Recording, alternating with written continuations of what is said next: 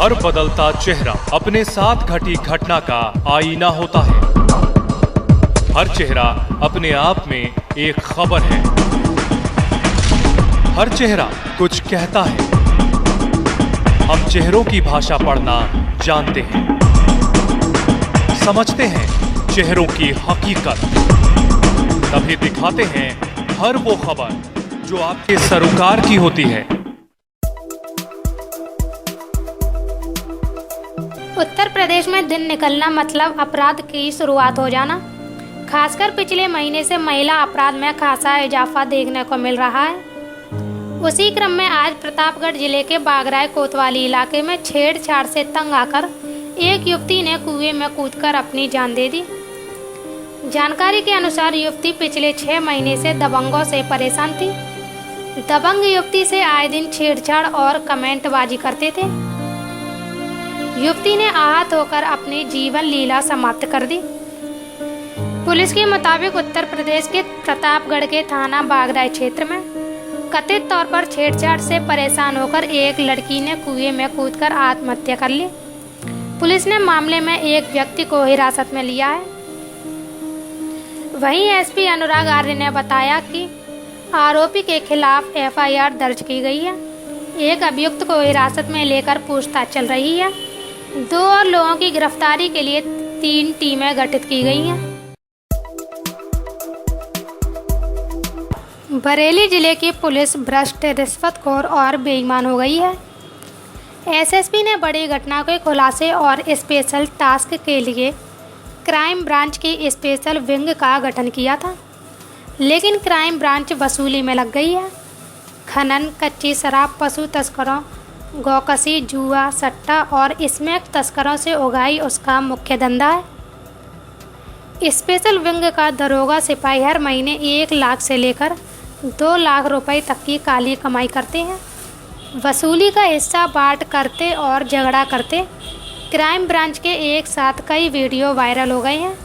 इस वजह से खाकी में खलबली मची हुई है। क्राइम ब्रांच का इतिहास काफ़ी रंगीन रहा है।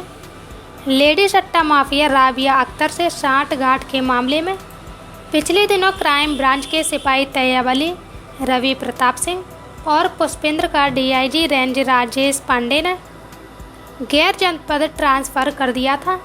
उनकी प्रॉपर्टी की भी जांच कराई जा रही है। अब क्राइम ब्रांच में भ्रष्टाचार के वीडियो का बम फूट गया है। सटोरियों से लेकर शराब तस्करों, खनन माफिया, पशु तस्करों के पुलिसिया गठजोड़ के वीडियो सामने आए हैं, जिसमें हिस्से के बंटवारे को लेकर पुलिस वाले झगड़ रहे हैं। एसएसपी ने बताया कि क्राइम ब्रांच के रिश्वत के रुपए बांटे जाने के वीडियो संज्ञान में आए हैं। एसपी क्राइम पूरे मामले की जांच कर रही है। जांच रिपोर्ट आने के बाद दोषी पुलिसकर्मियों पर कार्रवाई की जाएगी। भ्रष्टाचार किसी भी हाल में बर्दाश्त नहीं किया जाएगा। अरे यार, ये कहने का अधिकार है, ये साले कहेंगे तू कह रहा तुझे 20,000 रुपए तुम्हारा कहने का अधिकार है, इसका नहीं है। कौन नहीं कहेंगे? यहाँ टीम के यहाँ 10 के 10 आदमियों का पैसा है, वो क्यों नहीं कहेंगे? 10 के 10 कहेंगे। एक जना टीम में है। अगर हमारे 100 रुपए भी, हम 100 के 100 का भी हकदार है। समझ गए? ये उधार के नहीं है कोई, सब टीम में हमारे में 100 रुपए भी, हम 100 के हकदार हैं। हमारा टीम में पद इनका भी वही है। आए तो ठीक है, आपके सामने आप कहोगे तब कहेंगे, सब कहेंगे, सबका हिस्सा है। एक आदमी नहीं है, सबका हिस्सा है। तुमने क्या अरे उस दिन नहीं है बोलना था फालतू। क्यों नहीं बोल रहा था? हमारा पैसा हम बोलेंगे इसलिए। आए तो बोल यार। अरे मेरी बात, अगर टीम में 10 आदमी, 10 का हिस्सा है वो। बोलो 20,000 वाली बात क्या थी सर? बताओ वाली। तुझे आपास भाई ने 20,000 रुपए दिए थे? वो पहले दिए थे वो तो। हाँ, जो दिया है वो कहाँ गए? वो वापस ले लो ना बस हमने 12,000 रुपए। अरे यार की बात है वो जब तुम मिला था, आपकी बात है वो। अरे तब की नहीं बता रहा, मैं आपकी बता रहा हूँ। नितिन गुप्ता वाले, कौन से रुपए की बता रहे? नितिन गुप्ता वाले बता रहा हूँ। 20,000 रुपए दिए थे। नहीं दिया, मुझे कोई नहीं दिया। नितिन गुप्ता वाला मुझे कोई रुपया नहीं, मुझे बहुत पहले दिया था। कब दिए थे? मैं तुझे तेरे हाथ में दिए, तुझे नहीं दिए। नितिन गुप्ता वाले वापस अरे मैंने अपने हाथ से दिए इसे। बात सुन लो पूरी बात। 20,000 रुपए नितिन गुप्ता वाले है। ठीक है, आज किसी को मिला 2 रुपए किसी को ना सर, हमने उसकी बात सुन लो। वो पैसे एक उसके बाद एक शराब वाला काम हुआ था जो तुमने कराया था, पुष्पेंद्र ने, उसमें इसके मुखिया बहुत हो गए थे। इसमें से में से गए। उस बात सुन लो पहले, सुन लो यार, राजी वालों में गए। पूरी बात तो सुन लोगे नहीं, पूरी बात सुन लो, बात ना बोलो। बताओ तो उसकी तलाशी हुई, कुछ 7,000 रुपया कुछ हुआ ऐसे ही, जो मुखबिर को देने थे, और उसकी तलाशी में आए। 2,000 रुपए पुष्पिंदर से लिए गए थे वहाँ थाने में। वो मैंने दिलवाया थे, तुम पानी ले कोई पैसे की जरूरत पड़ी थी, बोले पुष्पिंदर दे दे, पुष्पिंदर ने अपने पास से लिए थे 2,000 रुपए। फिर जो तलाशी वाले थे वो पुष्पिंदर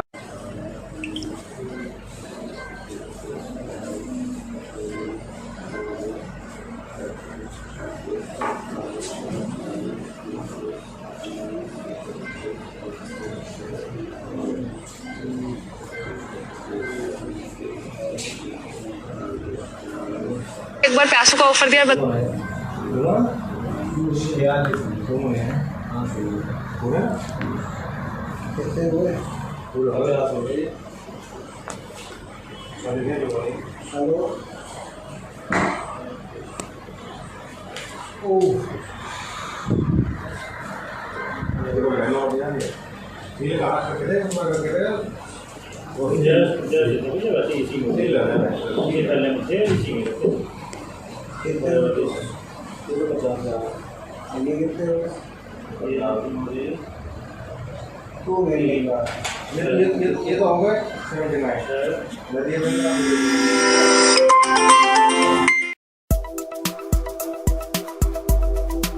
प्रदेश सरकार के तमाम प्रयासों के बाद भी पराली जलाने से किसान बाज नहीं आ रहे।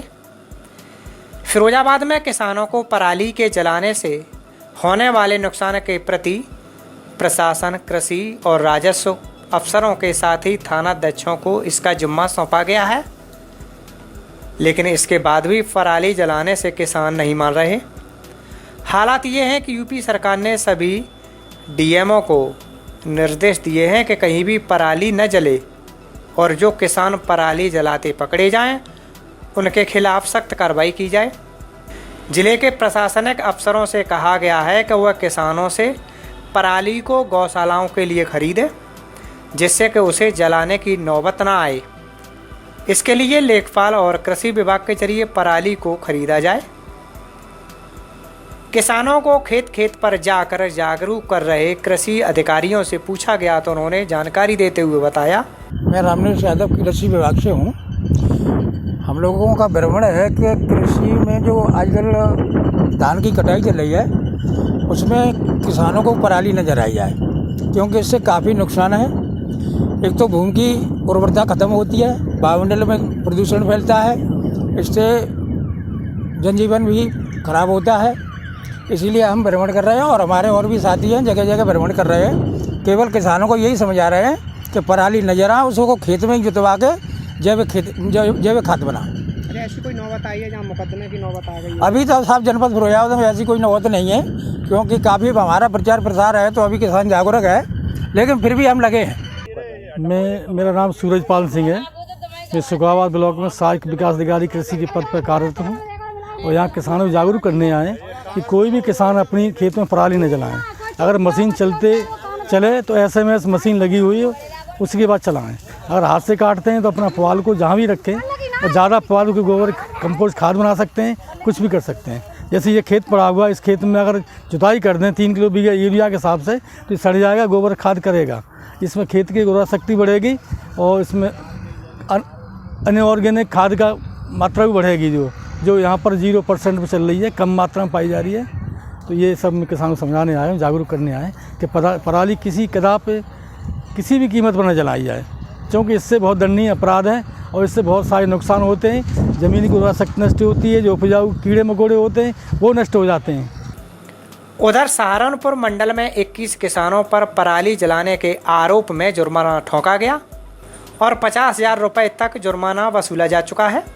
इसके साथ ही पराली जलाने से नहीं रोक पाने पर 19 लेखपाल, कृषि सहायकों को भी नोटिस थमा दिया गया है। खास बात यह है कि सबसे अधिक सहारनपुर में 11 और उसके बाद शामली में 8 किसान पराली जलाते पकड़े गए, जबकि मुजफ्फरनगर में केवल 2 किसान पराली जलाते मिले। कमिश्नर संजय कुमार ने सहारनपुर मंडल के अधिकारियों को सख्त निर्देश दिया है कि बढ़ते प्रदूषण के चलते पराली न जलाएं। इसके चलते सहारनपुर, मुजफ्फरनगर और शामली के जिला प्रशासन ने भारी संख्या में सरकारी कर्मचारियों को पराली जलाने से रोकने के लिए कर्मचारियों को तैनात किया है। अलीगढ़ में जो धान की पराली जलाने की जो घटनाएं अब तक जो आई हैं प्रकाश में, वह लगभग 13 घटनाएं आई हैं, 3 अन्य घटनाएं हैं। और इसमें हम लोगों ने जो पराली जला रहे थे किसान, उनके सर्च करके जो सैटेलाइट से आया था उसको देखते हुए उसको सर्च किया, जांच की। जांच करने के बाद हम लोग अब तक 11 FIR किसानों के विरुद्ध कर चुके हैं, जिसमें 21 किसान उसमें शामिल हैं। इसके अतिरिक्त उन किसानों पर 32,500 का अर्थदंड भी लगाया गया है, जिसमें 22,500 की वसूली भी कर ली गई है। इसके अतिरिक्त कंबाइन बिना SMS के चलती हुई पाई गई थी, उसको जब्त भी किया गया है। तो इस तरह की कार्रवाई की जा रही है, जैसे कि किसान लोग पराली ना जलाएं और उस पराली को जो पराली प्रबंधन के यंत्र है उसका इस्तेमाल करते हुए अपनी खेती में यूज करें, जिससे उसका कार्बनिक पदार्थ का जो प्रतिशत है वो भी बढ़ेगा और पैदावार भी अच्छी होगी और पर्यावरण प्रदूषण में नियंत्रण भी हो जाएगा। यही हम लोगों का प्रयास है। और इसके अतिरिक्त अभी शासन स्तर से निर्देश भी आए हैं कि मनरेगा के तहत जो पराली प्रबंधन का जो अवशेष पड़ा है उसको मनरेगा के तहत इकट्ठा करके पशुपालन के माध्यम से जो गौशालाएं हैं उनको भिजवाया जाए, जिससे कि वो चारे के इस्तेमाल में काम आएंगे। यही सब प्रयास जारी है। उत्तर प्रदेश के हाथरस में युवती के साथ हैवानियत के बाद मौत के मामले को लेकर इलाहाबाद हाईकोर्ट में सुनवाई हुई, जिसमें हाईकोर्ट ने पुलिस की कार्रवाई को लेकर कई सवाल उठाए और फटकार भी लगाई। इस दौरान आधी रात को लड़की का दाह संस्कार करने पर भी सवाल पूछा गया। साथ ही कोर्ट ने यूपी सरकार से परिवार की सुरक्षा का पूरा ख्याल रखने की बात भी कही है। इसके अलावा हाईकोर्ट ने ADG लॉ एंड ऑर्डर से कहा कि वो सीधे कैसे कह सकती हैं कि रेप नहीं हुआ। हाथरस के इस मामले को लेकर हुई सुनवाई पर हाईकोर्ट ने कई तीखी टिप्पणियां की। बार एंड बेंच के मुताबिक हाईकोर्ट ने सरकार को फटकार लगाते हुए साफ किया कि सरकार और प्रशासन का सिद्धांत आज़ादी के बाद सेवा और सुरक्षा होना चाहिए, न कि राज करना और कंट्रोल करना। इसके अलावा हाईकोर्ट ने पुलिस की कार्रवाई पर सवाल उठाते हुए कहा कि आधी रात को दाह संस्कार करने की क्या ज़रूरत पड़ी। पीड़िता को जल्दबाजी में आधी रात को दाह संस्कार कर दिया गया। परिवार को उससे पहले उसका चेहरा तक नहीं दिखाया गया और अंतिम संस्कार की रस्में पूरी नहीं हुई। इसके बाद बिना उनकी मर्जी के और बिना उनकी मौजूदगी के दाह संस्कार हुआ, जो मौलिक और मानवाधिकारों का घोर उल्लंघन है। हाईकोर्ट ने उत्तर प्रदेश सरकार को सख्त निर्देश दिए हैं कि पीड़िता के पूरे परिवार को सुरक्षा मुहैया कराई जाए। उन्हें किसी भी तरह का नुकसान नहीं होना चाहिए। साथ ही कोर्ट इस बात के लिए भी चेताया कि SIT और CBI जांच से जुड़ी कोई भी बात लीक नहीं होनी चाहिए, इसे गोपनीय रखा जाए।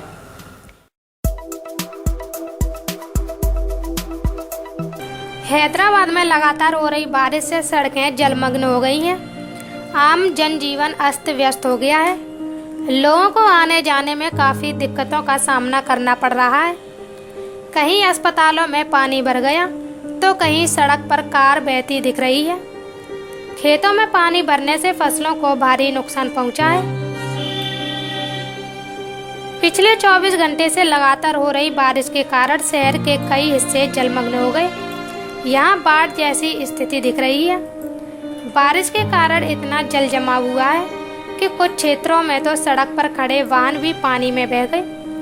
वहीं कुछ इलाकों में फंसे लोगों को राज्य आपदा प्रबंधन की टीम ने बचाकर बाहर निकाला। अब तक बारिश के कारण शहर में 11 लोगों की मौत हो चुकी है। नाले नदियां उफान पर हैं। सभी जिलों के प्रशासन को बारिश के चलते अलर्ट रहने को कहा गया है। हैदराबाद में कई इलाके ऐसे हैं जहां पिछले 24 घंटे में रिकॉर्ड 20 सेंटीमीटर बारिश दर्ज की गई है। आजमगढ़ जिले में 2 दिन पूर्व चाकूबाजी में हुए दोहरे हत्याकांड में पुलिस और अपराधियों के गठजोड़ का नया खुलासा हुआ है। आरोपी आरिफ उर्फ मुन्ना और निजामाबाद थाने के इंस्पेक्टर का व्हाट्सएप चैट भी वायरल हुआ है। दरअसल निजामाबाद थाना क्षेत्र के चकिया हुसैनाबाद गांव में सोमवार को चाकू मारकर 3 युवकों को घायल कर दिया गया था, जिसमें से 2 युवक अजमर और कासिम की मौत हो गई थी, जबकि मुसीर नामक युवक गंभीर रूप से घायल हो गया था। उसे उपचार के लिए वाराणसी में भर्ती कराया गया। इस घटना में परिजनों ने 7 लोगों के खिलाफ नामजद मुकदमा दर्ज कराया था, जिसमें आरिफ उर्फ मुन्ना और उसका पुत्र बासिफ भी आरोपी है। आरिफ उर्फ मुन्ना को कुछ दिनों पूर्व रेलवे टिकट के अवैध कारोबार में पुलिस ने गिरफ्तार करके जेल भेज दिया था। बताया जा रहा है कि मृतक असमर लखनऊ में रहता था, जिसे आए दिन आरिफ उर्फ मुन्ना और उसका पुत्र बासिफ धमकी देते रहते थे, क्योंकि असमर को अपनी जान का खतरा था। इसके लिए उसने थाने से लेकर पुलिस अधीक्षक तक प्रार्थना पत्र देकर अपने जान माल की सुरक्षा की गुहार लगाई थी। इसी बीच बुधवार की रात को सोशल मीडिया पर निजामाबाद थाने के इंस्पेक्टर अनवर अली खां का एक व्हाट्सएप चैट वायरल हुआ। इस चैट में थाना प्रभारी और आरोपी आरिफ उर्फ मुन्ना के बीच मृतक असमर के बारे में चर्चा की गई है। चैट में आरोपी ने थाना प्रभारी को मृतक असमर के वाहन नंबर और मोबाइल नंबर का भी जिक्र किया है। यही नहीं, चैट में रुपए के लेन देन का भी जिक्र किया गया है। चैट वायरल होने के बाद से ही पुलिस विभाग में खलबली मची है, लेकिन कोई कुछ बोलने को तैयार नहीं है। दिनांक 13/10 को थाना निजामाबाद क्षेत्र के चकिया हुसैनाबाद ग्राम में चाकूबाजी की घटना हुई थी, जिसमें 3 लोग घायल हुए थे, जिनकी बाद में 2 की इलाज के दौरान मृत्यु हो गई थी। उस प्रकरण में वासिफ, जो कि आरिफ और मुन्ना का लड़का है, वो उसके द्वारा मुख्य रूप से ये घटना कारित कराई गई थी। और वो एक पुराना प्रकरण जो कि दिनांक 9/9 को कायम हुआ था फर्जी टिकट बनाने में, उसमें वांटेड था। उसका फादर उसी केस में जो 9/9 को दर्ज हुआ था, उसमें वर्तमान में जेल में है। इतने 9/9 से अब तक, यानी कि लगभग 1.25 महीने बाद तक इसकी गिरफ्तारी थानाध्यक्ष द्वारा नहीं की गई और उसके परिणाम स्वरूप ये घटना इस गांव में वासिफ द्वारा कारित कराई गई। उसमें उसे दोषी मानते हुए थानाध्यक्ष निजामाबाद अनवर अली को मेरे द्वारा लाइन हाजिर किया गया था और एसपी सिटी को प्रारंभिक जांच दी गई थी।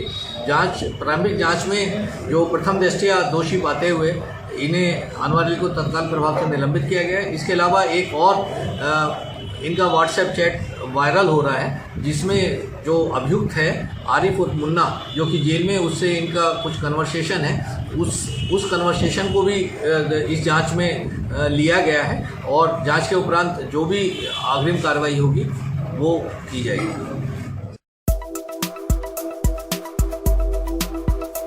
उत्तर प्रदेश के गोंडा जिले में परसपुर थाना क्षेत्र के पसका गांव में 3 सगी बहनों पर एसिड फेंकने वाले आरोपी को पुलिस ने मुठभेड़ के बाद गिरफ्तार कर लिया। बताते चला कि एसिड अटैक के मामले में वांछित अभियुक्त आशीष कुमार उर्फ छोटू को परसपुर थाने की पुलिस और एसओजी टीम ने मिलकर मुठभेड़ के दौरान गिरफ्तार कर लिया। मुठभेड़ के दौरान आरोपी के दाहिने पैर में गोली लगी है। मौके से एक देसी तमंचा कारतूस बरामद किया गया है। अपर पुलिस अधीक्षक महेंद्र कुमार ने बताया कि पीड़ित के बयान में अभियुक्त आशीष कुमार उर्फ छोटू का नाम प्रकाश में आया था, जिसके बाद पुलिस सरगर्मी से उसकी तलाश कर रही थी। घायल अभियुक्त को स्थानीय सीएचसी में भर्ती कराया गया है, जहां उसका उपचार जारी है। लगभग 8:45 बजे के आसपास एसओजी टीम और थाना परसपुर पुलिस की टीम जब यहाँ उसकी तलाश में थी, तो वो अभियुक्त जो है इधर बाइक से आता हुआ दिखाई दिया और उसने पुलिस की जब गाड़ियाँ अचानक देखी, उसकी बाइक फिसल गई और उसने अवैध असले से पुलिस के ऊपर फायर किया। पुलिस ने भी आत्मरक्षा फायर किया, जिसमें उसको फायर आर्म से इंजरी से चोट आई है और इसको इलाज हेतु भेजा गया है। इस तरह जो एसिड अटैक का आरोपी है ये पुलिस मुठभेड़ में गिरफ्तार हुआ है। उसको दाहिने पैर में फायर आर्म से इंजरी है और अभी जो डॉक्टर की रिपोर्ट है वो ठीक है हालत अभी उसकी। योगी राज में पुलिस को हिदायत तो मिली है कि पीड़ितों की जल्द सुनवाई करें, लेकिन पुलिस की थकान और सुस्ती उतरने का नाम नहीं लेती। पुलिस की थकान उतरे तब तो पीड़ितों की तकलीफ को समझा जाए। अभी तो खुद उनके शरीर में इतना दर्द है कि थाने पहुंचकर पहले मालिश करवानी पड़ रही है। एक तरफ सूबे के मुखिया थानों में आने वाले फरियादियों की व्यथा की जांच पड़ताल कर रहे हैं, लेकिन यूपी पुलिस को इससे कोई फर्क नहीं पड़ रहा। ताज़ा मामला जालौन के चुरकी थाने का है, जहां तैनात पुलिसकर्मी नियाज अहमद जन समस्याओं से ज़्यादा अपनी सेवा में मशगूल दिखाई दे रहे हैं। जालौन पुलिस के पुलिसकर्मी का एक वीडियो सोशल मीडिया पर वायरल होने से पुलिस महकमे में हड़कंप मच गया। दरअसल इस वीडियो में पुलिसकर्मी नियाज अहमद थाने में अपनी मालिश कराते हुए दिखाई दे रहे हैं। इस वीडियो में एक तरफ पुलिसकर्मी तंबाकू खैनी रगड़ रहे हैं तो दूसरी ओर मालिश चल रही है। वो भी मालिश करने वाला वृद्ध चौकीदार है। वर्दी की हनक में पुलिसकर्मी ने उम्र की मर्यादा का भी ध्यान नहीं रखा। थाने में मालिश कराने का ये वीडियो सोशल मीडिया पर जमकर वायरल हो रहा है। फिलहाल पुलिसकर्मी की ये हरकत योगी की हनक और कानून का मजाक उड़ाने के लिए काफ़ी है।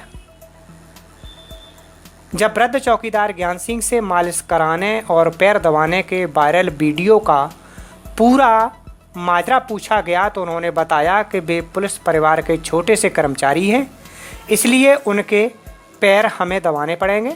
अगर वे बीमार पड़े तो अस्पताल भी ले जाना पड़ेगा। किस थाने में आपकी पोस्ट वो चौकीदारी करते हैं? थाना चुरकी।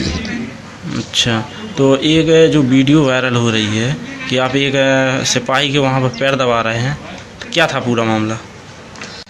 परिवार के सिपाही एक छोटी सी कर्मचारी हैं तो उनकी सेवा भी करना पड़ेगी हमें और अस्पताल भी ले जाना पड़ेगा, उनके घर भी खबर करना पड़ेगी। वहीं वीडियो वायरल होने के बाद एसपी जालौन डॉक्टर यशवीर सिंह ने पूरे मामले के जांच के आदेश दे दिए हैं। जांच एएसपी को सौंपी गई है और 2 दिन में जांच पूरी करके रिपोर्ट देने के लिए कहा गया है। ये एक वीडियो मीडियाकर्मी द्वारा ही मुझे दिखाया गया है, जिसमें किसी थाने में एक आदमी किसी वर्दी धारक का पैर दबा रहा है। इस संबंध में जो एडिशनल एसपी हैं उनको जांच दे दी गई है। उस वीडियो का अवलोकन कर लें, उसमें किस तरीके का कोई अपराध या किस तरीके की कोई विभागीय कार्रवाई बनती है तो जांचों अपराध में की जाएगी। जालौन में रिश्ते को कलंकित करने का एक मामला सामने आया है, जिसमें एक पिता ने नशे की हालत में अपनी पुत्री की गला दबाकर हत्या कर दी।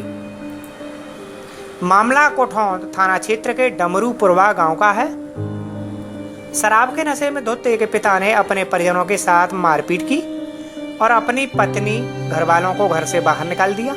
इसके बाद घर के अंदर सो रही पुत्री के साथ मारपीट की और गला दबाकर उसकी हत्या कर दी। आरोपी पिता वारदात को अंजाम देकर फरार हो गया।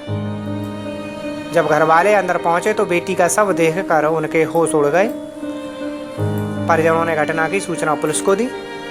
सूचना पर पहुंची पुलिस ने सबको कब्जे में लेकर पोस्टमार्टम के लिए भेज दिया। पापा कल लाए पी के और रात के मारल लगे सब लोगन को और घर से निकाल दो। फिर हम लोग तो चले गए कि आलमपुर तक, फिर वहीं से फिर गए जैसे हम उन लोगन को मारो है वो लठिया से। किसने मारा? पापा ने। पुलिस अधीक्षक ने बताया कि पिता ने पुत्री के साथ मारपीट की थी, जिसमें पुत्री की मौत हो गई। आरोपी पिता घटना के बाद मौके से फरार है। डमरूपुरवा गांव में एक पिता द्वारा अपनी पुत्री के साथ मारपीट करने की बात प्रकाश में आई, जिसमें उसकी पुत्री की मृत्यु हो गई है। शव को पोस्टमार्टम के लिए भेजा गया है, अभियोग पंजीकृत कर लिया गया है और सभी बिंदुओं पर सभी पहलुओं पर जांच की जा रही है और शीघ्र अभियुक्त की गिरफ्तारी कर ली जाएगी।